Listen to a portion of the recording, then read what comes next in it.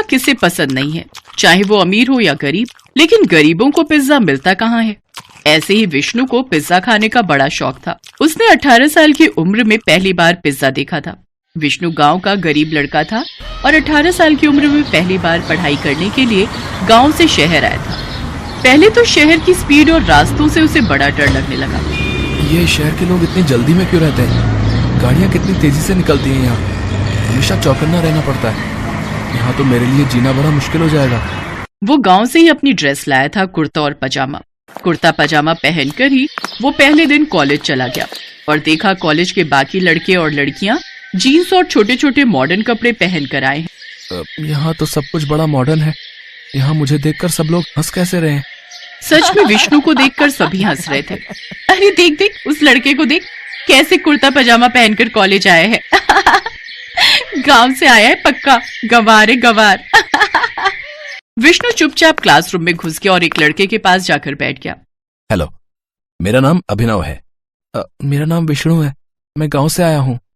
हाँ, तुम्हें देखकर पता चल रहा है। क्लास शुरू हो गई। पढ़ाई खत्म होने के बाद सबको भूख लग गई। एक लड़की अभिनव के पास आई और बोली, चल अभिनव, खाना खाते हैं। हाँ चल। विष्णु, तू भी चल हमारे साथ। हाँ चलो चलो, मुझे भी भूख लगी है, दाल चावल खाते हैं। ये सुनकर पायल जोर से हंस पड़ी। कॉलेज में दाल चावल कौन खाता है गवार? पायल, ऐसे मत बोलो, बेचारा ऐसे ही घबराया हुआ है। तो फिर कैसे बोलूं? कुर्ते पजामे में गवार लग रहा है ये हमारे साथ जाएगा तो मैं नहीं जाने वाली हूँ खाने। पायल, ऐसे किसी का मजाक उड़ाना अच्छी बात नहीं है। तू ज्यादा ज्ञान मत दे। तुझे शौक है तो तू इसके साथ खाने के लिए जा, मैं किसी और के साथ चली जाऊंगी। चाहने वालों की कमी नहीं है। तेवर दिखाकर पायल चली गई। अभिनव ने विष्णु से कहा, विष्णु, तुम बुरा मत मानना, शहर के लोग ऐसे ही होते हैं। नहीं नहीं, हम गांव से हैं, सुनना तो पड़ेगा ही। चलो खाना खाते हैं। चल, आज मैं तुझे एक अच्छी चीज खिलाऊंगा। अभिनव विष्णु को पिज्जा शॉप में ले गया। विष्णु ने कहा, अब जो भी खिलाना है खिलाओ, लेकिन अंडा, मछली और मांस मत खिला देना भैया, हम शुद्ध शाकाहारी हैं। चिंता मत कर भाई, यहाँ वेज भी मिलता है। भैया 2 पनीर पिज्जा देना। दुकानदार ने 2 पनीर पिज्जा दिया। विष्णु ने ऐसी चीज कभी देखी ही नहीं थी। अरे बाप रे, इतनी बड़ी गोल रोटी। हाँ मेरे भाई, इसे पिज्जा कहते हैं। पिज्जा? लेकिन हुआ तो वही ना, आटे की रोटी के ऊपर पनीर की सब्जी। हाँ बात तो सच है। जो भी है खाकर देख कैसा लगता है। विष्णु ने पहला बाइट लिया और ऐसा लगा कि वो स्वर्ग में पहुंच गया। अरे वाह भैया, ये पिज्जा तो बड़ा ही स्वादिष्ट है। मैंने पहले ये कभी नहीं खाया। खाएगा कैसे, गांव में ये सब मिलता क्या है। बात तो सही है मेरे भाई, शहर में ही मिलता है ये सब, इसीलिए तो लोग शहर को इतना पसंद करते हैं। गांव भी बुरा नहीं है, वैसे मेरा असली घर गांव में ही है, लेकिन मैं बचपन से शहर में ही रहता हूँ। पायल मेरी बेस्ट फ्रेंड है और इस कॉलेज की सबसे सुंदर लड़की भी है, इसीलिए उसे इतना घमंड है। जो भी हो, मैं तो अब से हर रोज पिज्जा ही खाने वाला हूँ। विष्णु को पिज्जा बहुत अच्छा लगा। वो और अभिनव बहुत अच्छे दोस्त बन गए। उसके बाद हर रोज कॉलेज के बाद वो दोनों पिज्जा खाने लगे। हर रोज तरह तरह के पिज्जा खाते खाते विष्णु पिज्जा का एक्सपर्ट बन गया। एक दिन कॉलेज के बाद अभिनव ने कहा, विष्णु चल पिज्जा खा के आते हैं। हाँ तो चल मेरे हॉस्टल में, मैं बनाकर खिलाता हूँ। तूने बनाना भी सीख लिया? हाँ मेरे भाई, सब कुछ सीख लिया। समय के साथ साथ विष्णु शहरी तौर तरीके भी सीख रहा था। शहर के लोगों के जैसे बात भी करने लगा था। वो अभिनव को लेकर अपने हॉस्टल रूम में गया और आटा गूंथकर उसने पहले पिज्जा का बेस बनाया। उसके बाद उसके ऊपर टमाटर का पेस्ट लगाया। उसके ऊपर मशरूम, पनीर, कांदा और शिमला मिर्च डालकर कढ़ाई में ही बेक करने के लिए छोड़ दिया। 1 घंटे बाद पिज्जा बनकर तैयार हो गया। अभिनव ने विष्णु का बनाया हुआ पिज्जा खाया और वो हैरान रह गया। वाह मेरे भाई, तूने तो कमाल कर दिया। दुकान से भी अच्छा पिज्जा बनाया तूने। बचपन से ही माँ से खाना बनाना सीखा हूँ। कुछ तो काम आ रहा है अभी। भाई मेरे पास एक आइडिया है। ये सब पढ़ाई वढ़ाई मेरी बस की बात नहीं है, मुझे बिजनेस करना है। कल कॉलेज में कल्चरल फेस्टिवल है, वहां हम दोनों पिज्जे का स्टॉल लगाते हैं, मस्त कमाई होगी। हाँ चल चल, मुझे कोई एतराज नहीं है। अगले दिन दोनों ने कॉलेज में पिज्जा का स्टॉल लगा दिया और धड़ाधड़ पिज्जा बिकने लगा। तभी वहाँ पायल आई। अरे वाह अभिनव, तू भी इस देहाती के साथ रह के देहाती बन गया, गरीबों की तरह स्टॉल लगाए है। कोई भी काम छोटा नहीं होता पायल। पिज्जा बनाना कोई बड़ा काम भी नहीं है। पिज्जा बेचकर कितना ही कमा लोगे तुम दोनों, छोटे लोग छोटी सोच। अब विष्णु ने जवाब दिया, अरे ओ मैडम, क्या छोटा छोटा लगा रखा है? अरे देखना, मैं दुनिया का सबसे बड़ा पिज्जा बनाऊंगा। हाँ। दुनिया का सबसे बड़ा पिज्जा। अगर तुमने ये करके दिखाया तो मैं पूरे कॉलेज के सामने तुम्हारा पैर पकड़कर माफी मांग लूंगी। ठीक है, गांव का लड़का हूँ मैडम। हाँ, सरल हूँ लेकिन जिद्दी भी हूँ। अब देखो आगे आगे होता क्या है। हाँ। विष्णु और अभिनव रात को हॉस्टल आए। यार विष्णु, तूने चैलेंज तो कर दिया, लेकिन यहाँ दुनिया का सबसे बड़ा पिज्जा बनाएगा कैसे? यहाँ नहीं, अरे यहाँ लोगों का मन छोटा है यार। बड़ा काम करने के लिए हमें ऐसी जगह जाना होगा जहाँ लोगों का मन भी बड़ा हो। मेरा गांव। ये हुई ना बात। अगले दिन विष्णु अभिनव को लेकर अपने गांव चला गया और लोगों से सबसे बड़ा पिज्जा बनाने के बारे में कहा। गांव के लोग उसकी मदद करने के लिए एक ही बार में राजी हो गए और विष्णु ने काम शुरू कर दिया। गांव के लोग अपने अपने घर से आटे की बोरी लाने लगे, जिससे पिज्जा का बेस बना। लोगों ने अपनी अपनी गाय का दूध विष्णु को दिया, जिससे चीज बन गया। और सब्जियां तो गांव के खेतों में भरपूर थी। अभिनव ने अपने कॉन्टेक्ट से मीडिया वालों को बुला लिया था। मीडिया वाले गांव आकर दुनिया का सबसे बड़ा पिज्जा बनाने का काम देख रहे थे और टीवी पर लाइव टेलीकास्ट कर रहे थे। तो आप लोग देख रहे हैं एक गांव का सीधा साधा लड़का कैसे दुनिया का सबसे बड़ा पिज्जा बना रहा है। देखते रहिए हमारे साथ, ये पिज्जा बनकर तैयार होता है या नहीं। लगातार 7 दिन मेहनत करने के बाद दुनिया का सबसे बड़ा पिज्जा बनकर तैयार हो गया। गांव वाले खुशी से झूमने लगे और ये चीज टीवी पर टेलीकास्ट की गई। बड़े बड़े लोगों ने ये देखा और अभिनव के पास फोन आ गया। हेलो, तुम लोग अभी फेमस हो गए हो। तुम लोग हर गांव और शहर में हर मोड़ पर पिज्जा की दुकान खोल सकते हो। मैं इन्वेस्ट करने के लिए तैयार हूँ। अभिनव और विष्णु की खुशी आज 7वें आसमान पर थी। उन लोगों ने कुछ ही दिनों के अंदर हर गांव और शहर के हर कोने में पिज्जा की दुकान खोल दी। पैसे हो तो क्या कुछ नहीं हो सकता। 1 महीने के अंदर विष्णु और अभिनव करोड़पति बन गए। पायल ने सबके सामने पैर पकड़कर माफी मांगी। अभिनव और विष्णु बिजनेस पार्टनर बन गए और खुशी खुशी पिज्जा बेचकर जिंदगी बिताने लगे।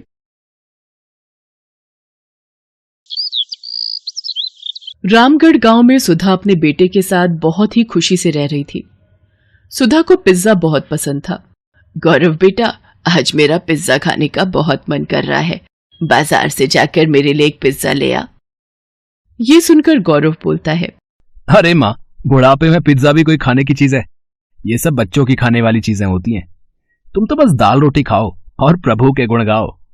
अरे मन तो मन होता है, बुढ़िया हो गई तो क्या हुआ, बूढ़े लोगों का मन नहीं होता क्या? अच्छा ठीक है, ले आऊंगा पिज्जा तुम्हारे लिए। तुम तो गुस्सा हो गई, मैं तो बस मजाक कर रहा था। गौरव अपनी माँ के लिए पिज्जा लेने चला जाता है। कुछ देर बाद गौरव पिज्जा लेकर आता है और दोनों मिलकर मजे से पिज्जा खाते हैं। एक दिन गौरव अपने ऑफिस से घर आ रहा था, तभी रास्ते में उसे एक पिज्जा की शॉप दिखती है और वो सोचता है, आज माँ के लिए पिज्जा ले जाता हूँ, इसे देखकर वो बहुत खुश हो जाएंगी। इतना सोचने के बाद गौरव पिज्जा लेने चला जाता है और पिज्जा लेकर घर की तरफ निकल पड़ता है।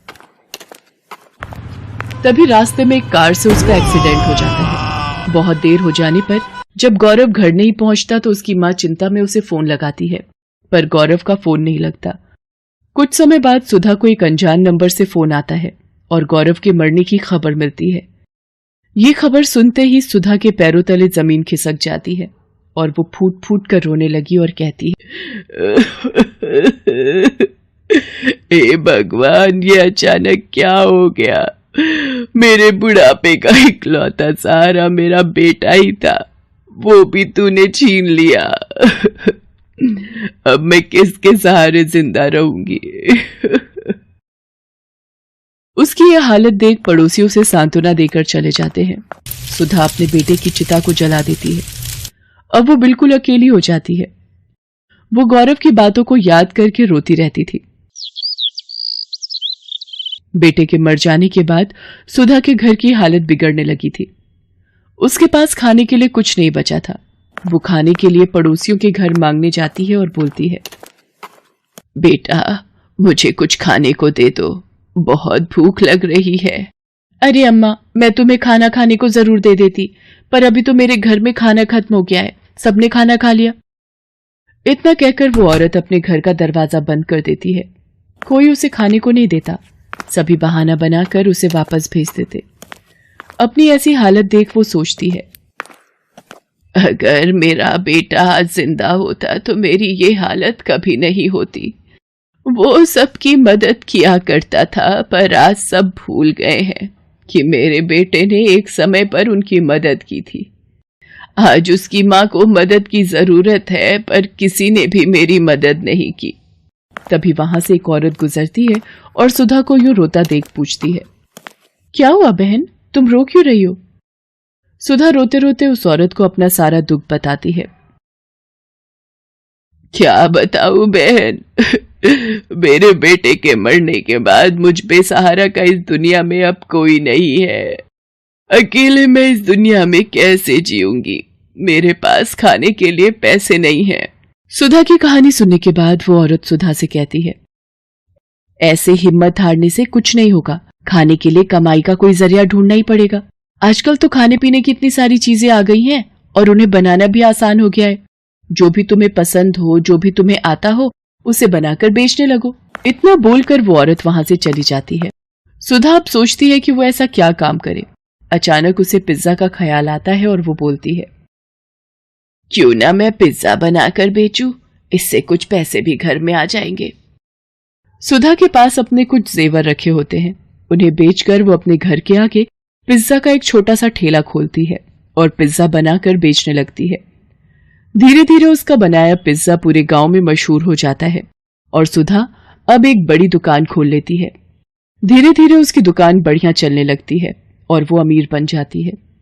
एक दिन उसकी दुकान पर एक छोटा बच्चा आता है और उससे खाना मांगता है। अम्मा, मुझे कुछ खाने को मिलेगा क्या? मैं बहुत भूखा हूँ, मुझे भूख लग रही है। बेटा, तुम्हारे माता पिता कहाँ हैं? तुम अकेले दुकान में क्यों घूम रहे हो? अम्मा, मेरा नाम मोहन है, मैं एक अनाथ बच्चा हूँ। मेरे माता पिता अब इस दुनिया में नहीं है। हाँ हाँ, जरूर खाने को मिलेगा। तुम जो खाना चाहो वो खा सकते हो। तुम चिंता मत करो, आज से तुम्हारा ख्याल मैं रखूंगी। ये कहकर सुधा मोहन को गले लगा लेती है और अपने साथ अपने घर ले जाती है। उसे उस बच्चे में अपना बेटा मोहन दिखता है। वो उसका ख्याल अच्छी तरह रखती है, उसे स्कूल भेजती है और उसे पाल पोस कर बड़ा करती है।